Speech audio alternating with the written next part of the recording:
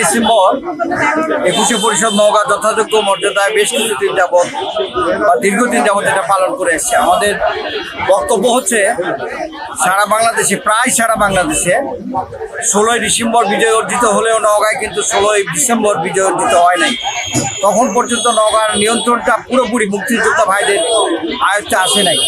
তখনও কেডি স্কুলের মধ্যে থেকে, তখনও তদানীন্তন ইপিআর ক্যাম্প থেকে তারা গোলা বারুদ ছাড়তেছিল এবং আমাদের মুক্তিযোদ্ধা ভাইদের আক্রমণ করছিল।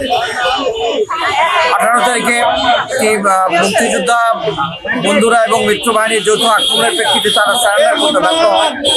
আমরা এই বক্তব্যটুকু জাতির সামনে, তরুণ প্রজন্মের সামনে দিতে চাই যে নওগাঁয় 17 তারিখ পর্যন্ত আমাদের এখানে কিন্তু 6 জনকে মেরে ফেলেছে, তারা 18 তারিখেও মেরে ফেলেছে। এই মেসেজটা দিতে চাই যে আমাদের নওগাঁর যে মুক্তিযুদ্ধের যে বীরত্ব গাথা, এটা অত্যন্ত গৌরবের, এটা অত্যন্ত অহংকারের। এটা আমরা নওগাঁবাসী হিসেবে গর্ববোধ করি এবং এই 18ই ডিসেম্বরটার প্রেক্ষাপটটা, 18ই ডিসেম্বরের অর্জনটা আমরা তরুণ প্রজন্মের কাছে বারবার নিয়ে যেতে চাই। তারা ধারণ করুক, বহন করুক, প্রজন্ম থেকে প্রজন্মান্তরে এটি এই মেসেজটা যাক।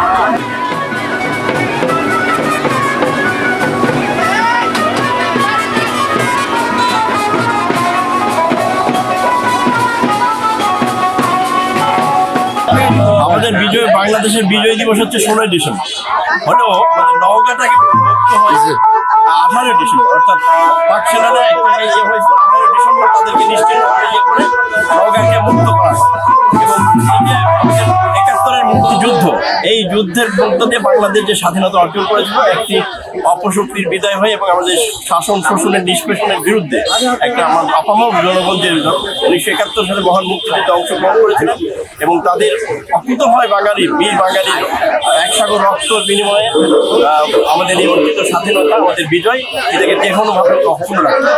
বিশেষ করে আমাদের নওগাঁ মুক্ত দিবস 2010 সাল থেকে 21শে পরিষদ একটা জাঁকজমকপূর্ণভাবে একটা বর্ণাঢ্য শোভাযাত্রা এবং নানা আয়োজনের মধ্য দিয়ে এই দিনটি উদযাপন করে যাচ্ছে। একমাত্র 21শে পরিষদই এই মুক্ত দিবসটাকে স্মরণ করে এবং নওগাঁর মুক্ত দিবস উপলক্ষে নানা আয়োজন করার মধ্য দিয়ে নওগাঁর মানুষকে ঐক্যবদ্ধ করে এবং স্বাধীনতার চেতনাকে মানুষের হৃদয়ের মধ্যে ছড়িয়ে দেওয়ার জন্য একটা গুরুত্বপূর্ণ কার্যক্রম যেটা 21শে পরিষদ পালন করে।